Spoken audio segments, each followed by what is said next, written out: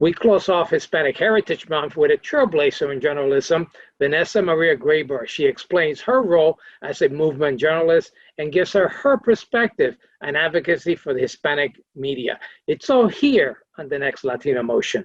Join us.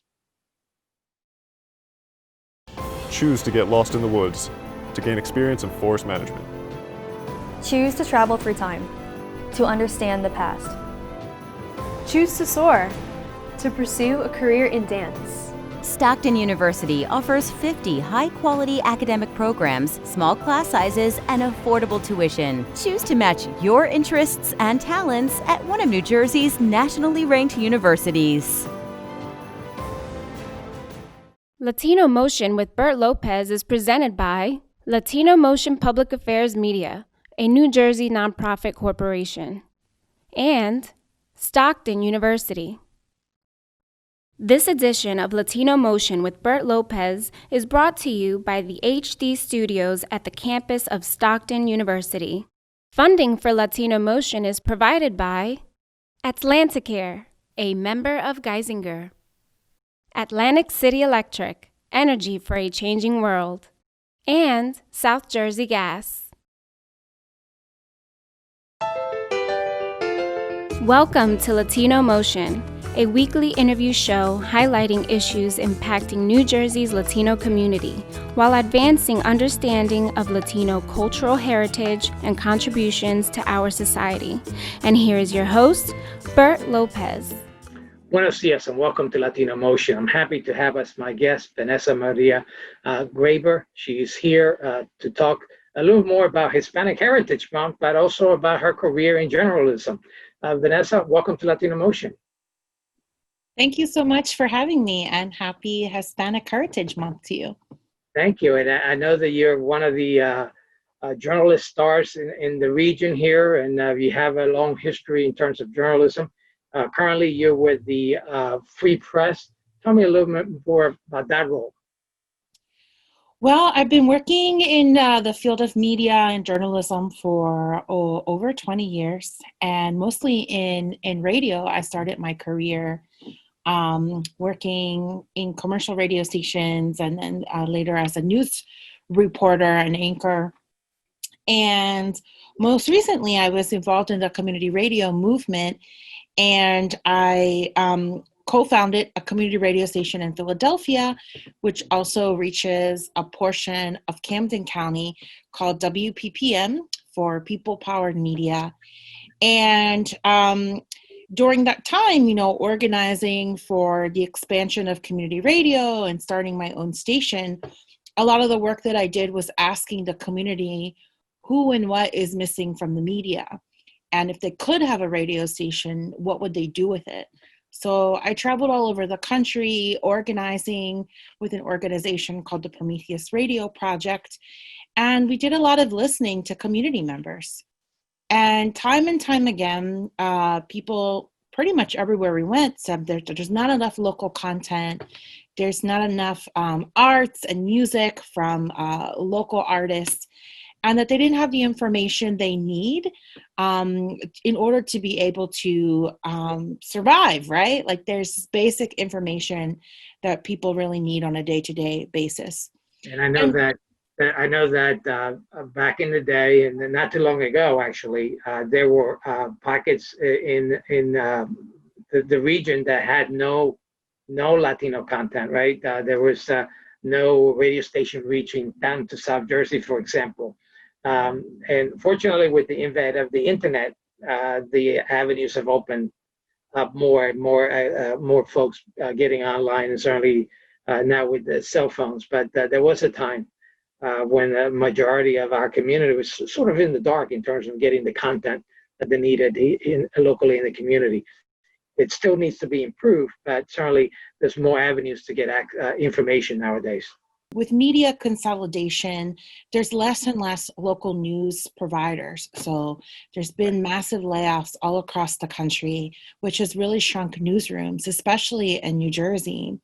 At the same time, there's been a rapid increase of the internet, social media, and other mobile technologies. So that has opened up possibilities for people to access the content in other ways. So that brings me to my work in New Jersey. I started working at Free Press over the summer, managing the News Voices New Jersey project. And in that project, we're working in Atlantic City and in Camden and in Newark. And we're asking community members directly, what are your biggest questions?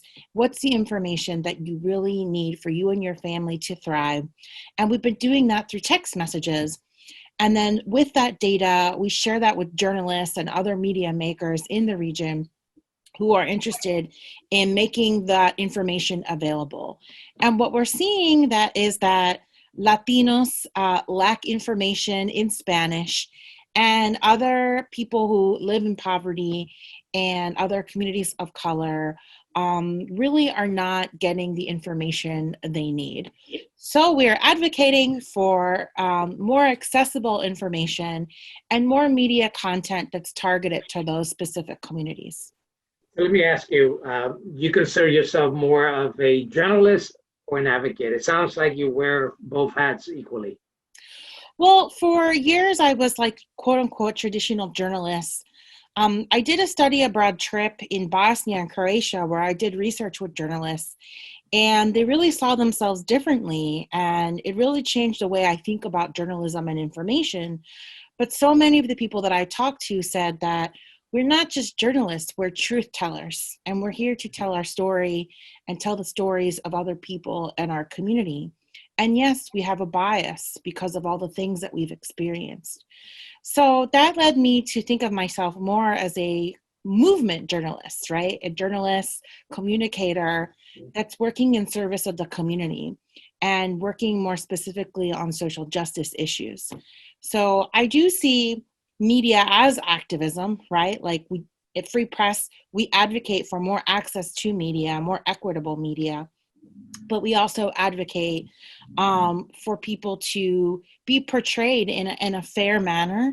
We advocate against hate speech, and we advocate for people to have resources to be able to tell their stories. So all of these things are connected.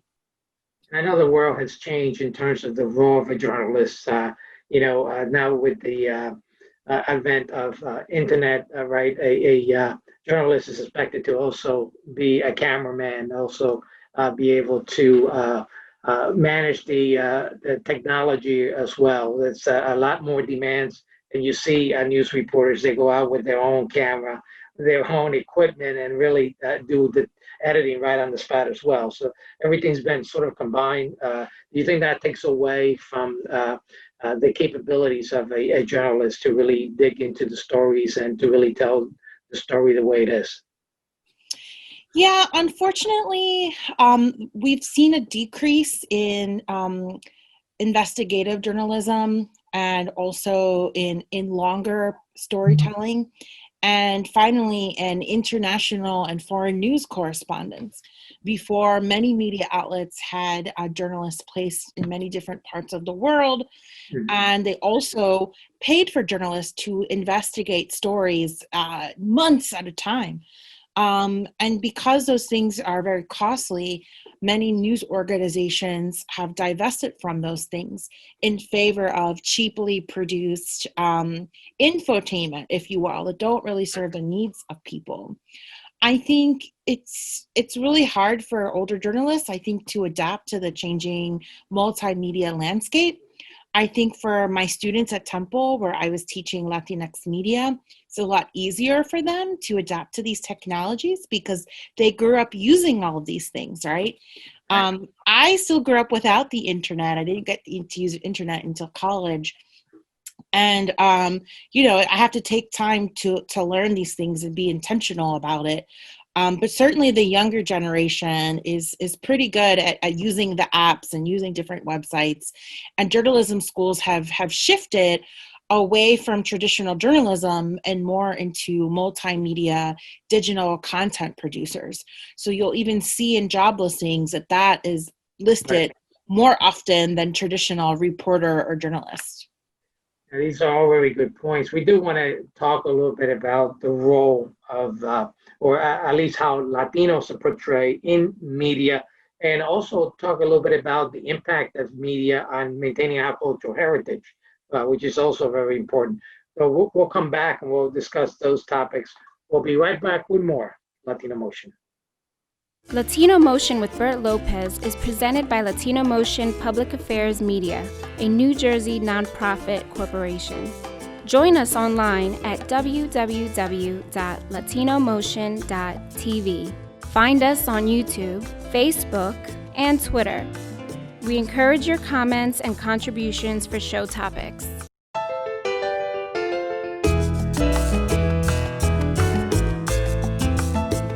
Welcome back to Latino Motion. I'm happy to continue my discussion with Vanessa Maria Graber. And we're talking about a lot of things, Vanessa. And one of the things that I want to talk about is the role and how Latinos are portrayed, and also the difference really between U.S. Coverage, if you will, versus what's covered in Latin America. Yes, well, one of the things that we need to work on and improve in the United States is more representation of Latinos in media. Even though we make up a significant part of the population, we're still underrepresented in media. And unfortunately, the few parts that we do get, we're still being portrayed as criminals, drug dealers, servants, and also, especially women, are often sexualized and fetishized. So we need to have more positive portrayals of Latinos.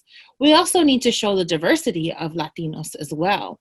Right. And especially in in our own media, the Spanish-speaking media, we need to include more Afro-Latinos, indigenous people, and portrayals of the LGBT population. I think then we'll get a better picture of Latinos if we include everybody that represents us. Yeah, that's very important. You mentioned the portrayal in terms of how Latinos are portrayed. There's also the way that news media sometimes swings a story based on whether it's a Latino or not. So there's a lot of those issues that have to be overcome. Now, there's also that difference in terms of how news is covered here in the U.S. and how it's covered in our countries in Latin America, such as Puerto Rico. Tell me a little bit about the distinction. Well, the first thing is in U.S. media, we still don't have a lot of Latinos in the newsroom and who are directors and producers. So we definitely need more Latinos to be in journalism and to be able to be in the decision-making roles when it comes to media making and journalism. In Latino media, of course, we have people in those positions. And growing up, there are some notable differences in Univision and Telemundo, which, you know, of course, watching the news, they would show very graphic images. They would show funerals and dead people. And they would have people like Walter Mercado doing the horoscopes on the news. So it's a really different way of doing things, which is why I think it's good to look at all the different countries, right, and how they are producing content. I think, again, now that companies like Netflix and Hulu and HBO are developing more Latino content, they're seeing the value in having Latinos consume media, right? Because we go to the movies more than any other ethnic group. And so they're starting to invest more in that kinds of content. And what's been interesting is seeing even that content shift. We're seeing a lot more high quality dramas and movies because there's been a big investment by those companies into making those types of programs for us. It's important to note that a lot of us learn a lot about our own culture for some of the movies, some of the shows. And one example is Coco, you know, that you have previously mentioned. Certainly how that celebration is celebrated in the Dia de los Muertos in Mexico. And the importance of that came to life for many folks who didn't know about that celebration. So not just for us, but also for those folks in America to learn more about our culture. Yeah, absolutely. And shows like Jane the Virgin and One Day at a Time and other movies that are able to show Latinos in their normal lives, right? So those are the kinds of more positive portrayals I think that we are looking for. And also, there's an opportunity for other cultures to learn about us. So when my students watched those shows and when they watched Coco, they learned more about our culture and our history.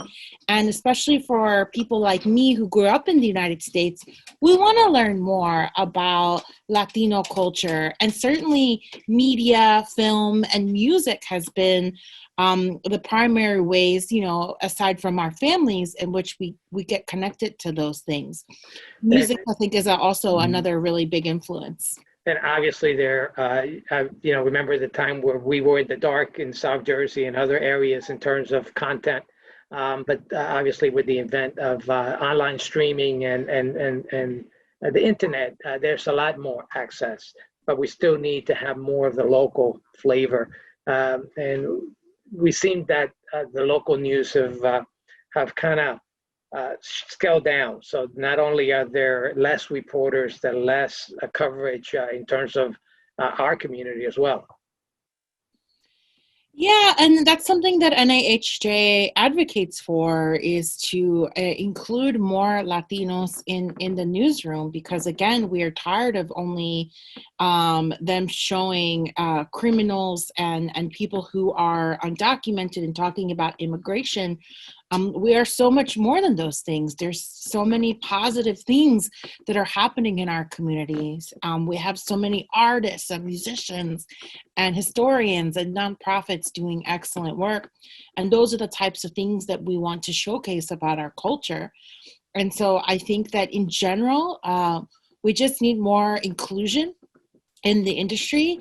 And then once we have more Latinos working in those places and those roles, telling our own stories, that it will really shape and change the way that we are represented in a positive way. Very important. And I know that we use interns on this show, and there's a lot of students who are studying journalism, TV production, etc. What message do you have for those, particularly those Latino youth who are taking up journalism? Well, first I would say try to join a professional organization like the National Association of Hispanic Journalists. I'm in the board of the Philadelphia chapter, which is new. We just started it. And students can also start a chapter at their own university. So if there's no NIHJ chapter, we encourage you to get one started. And, to other students, there are certainly the National Association of Black Journalists, the Asian American Journalists Association. There's an online news association, the Society of Professional Journalists. So there's really something for everyone. And really the list goes on depending on what you want to do. Those organizations provide professional development, training opportunities, and networking. So it's really going to help you learn more about the industry and get job opportunities.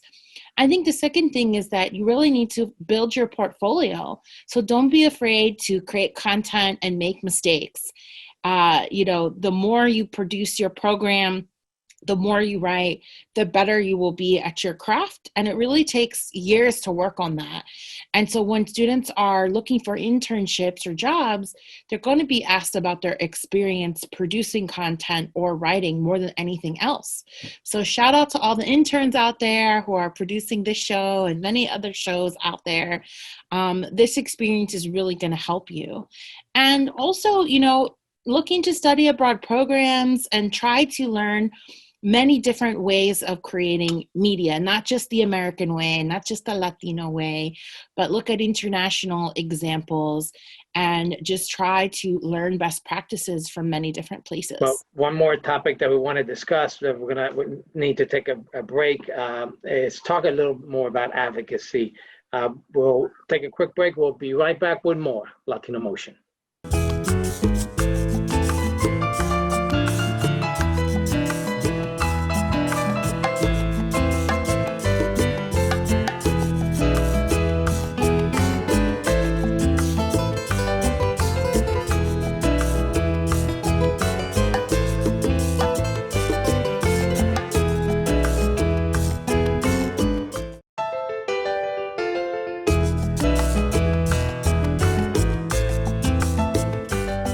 Welcome back to Latino Motion. I'm happy to continue my discussion with Vanessa Maria Gaber. And Vanessa, we talked about you're seeing yourself as a movement journalist. And you're involved in a great deal of advocacy. Let's talk about some of the engagement that you're involved with. Let's start off with Philadelphia Boricua. It's an organization that you're involved with that's an advocacy group. Yes, we started Philly Boricuas about a year ago after the massive protests that happened in Puerto Rico to oust Governor Rosselló after the text messaging and corruption scandal. And the diaspora was also very involved in that, and there were protests all over the country. And we started meeting regularly to talk more about the issues happening in Puerto Rico. And there's a real connection between what happens there and what happens here, and the migration back and forth, onto the island and over here to the mainland. So we decided to form a group, Philly Boricuas, to educate and outreach more to the community about these issues. So since then, we've done surveys with the community, una encuesta de la comunidad. We did an Asamblea del Pueblo, which is kind of like a town hall or general assembly to talk more about the colonization of Puerto Rico. And we were doing relief work when the earthquakes happened earlier this year. And then most recently, this summer, we started doing voter outreach and education. So we've been trying to get out the Latino vote here in Philadelphia.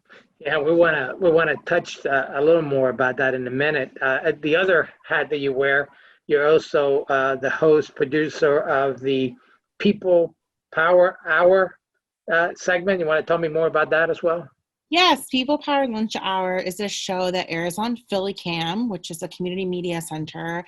It's on the TV and radio and also Facebook and YouTube. And we started that show right after the election of Donald Trump because people were very concerned about everything that was happening. And what we know is that both in South Jersey and in Philadelphia, there's a lot of people really active in the community working on every issue that you can think of. So the goal of the show was to talk to activists and organizers and anybody that had an active campaign to let people know how they could take action and participate in that. So if you were somebody that said, I'm really concerned about my health care, and I don't know what's going to happen now with the Trump administration, we were talking to people working on healthcare issues, like Put People First PA and the Poor People's Economic Campaign. And if you were concerned about education, we talked to groups like the Philly Student Union, the climate crisis, decarceration. I mean, the list goes on. And what we found is that there's no shortage of groups in the community that are working on all these different issues. And so we tried to just make that connection between people that were active, right? People that were actually doing something to solve these problems and letting people know how they can connect with these groups and participate so that people weren't just venting on social media. They were actually getting engaged and taking action in their communities. So, Vanessa, I know that you again consider yourself a movement journalist. And do you consider yourself a movement journalist because you see the work you do as a journalist as part of advocacy for the community? Yes, in many ways I do. I mean, I think one of the experiences that really shaped me early on was photographing and documenting the anti-war protests back in 2003 and 2004, and seeing how different the coverage was on U.S. mainstream media. It was almost non-existent. At that time, we didn't have Facebook or YouTube or smartphones. And so people really didn't even believe me. And in those days, you had to develop your film, right? And had to wait days for the pictures to come. And it was really hard to get the message out. And since then, I've been documenting protests So even in Philadelphia, it was like, the Occupy movement and the environmental movements against fracking. When the Black Lives Matter protests first started with Trayvon Martin and Michael Brown and Freddie Gray, I was also documenting that. And what we're seeing now is like a real shift in the narrative around uprisings and protests, especially when it comes to issues of race and the movement for Black lives. And so not only am I trying to authentically and accurately document those things and tell the truth about what's happening, I'm also advocating that other media outlets and journalists also change their coverage and stop portraying protesters so negatively, being honest about the way police have inflicted violence against protesters, and also look at issues of race with a very different lens, acknowledging white supremacy and understanding what racial justice means. And so I've been doing that work by just practicing it in my own journalism, but also advocating that with trainings and education with other journalists. And so I think what we're seeing is actually pretty positive, where people are starting to look back and say, you know what, like maybe I do need to do more research and homework about issues of race in the United States. Maybe we do need to look at the police sources a little bit differently. Maybe we need to talk to more community members and people on the ground. And that's the kinds of things that we advocate for. And ultimately, I'm just interested in telling the truth about what's really happening on the ground. And anybody can do that as long as they have a voice, they have a pen, they have a phone. You too can be a community reporter or a citizen journalist, and you can document what's happening. So I encourage everybody to use the power of their voice to do that. Well, talking about the power of your voice, one of the powers that we have as the Latino community is to vote. And I know you mentioned Philly Boricua and the work they're doing in terms of educating the community. Today, when we're taping the show, it's the last day to register to vote. And hopefully everyone has registered, but now it's time to cast ballots. I know I dropped off my ballot off today in the county mailbox. What message do you give to the community about the importance of this moment in time? It's really important to get active, right? So I always say, don't just vote. Like, voting is super critical in this moment right now. So it's very, very important to register to vote, to send your vote in, to encourage other people to vote, and to learn more about the political process.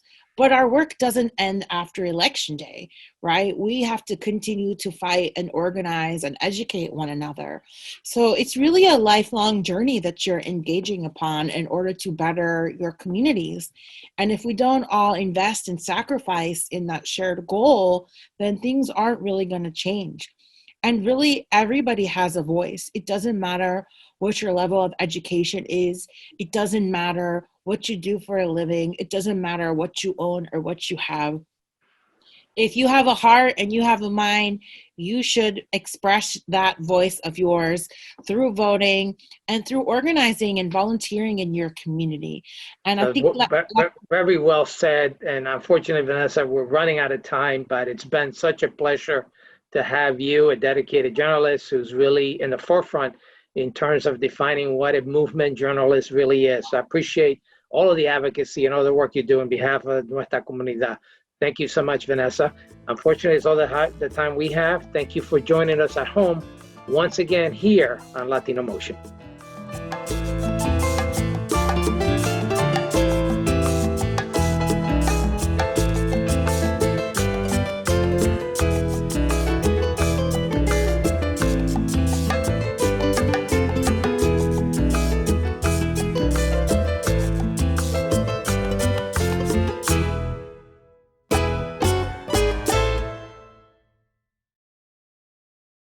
Choose to get your feet wet, to learn more about protecting our environment. Choose to read minds, to understand the human brain. Choose to get your hands dirty, to create a masterpiece. Stockton University offers 50 high-quality academic programs, small class sizes, and affordable tuition. Choose to match your interests and talents at one of New Jersey's nationally ranked universities. Funding for Latino Motion is provided by AtlantiCare, a member of Geisinger. Atlantic City Electric, energy for a changing world. And South Jersey Gas.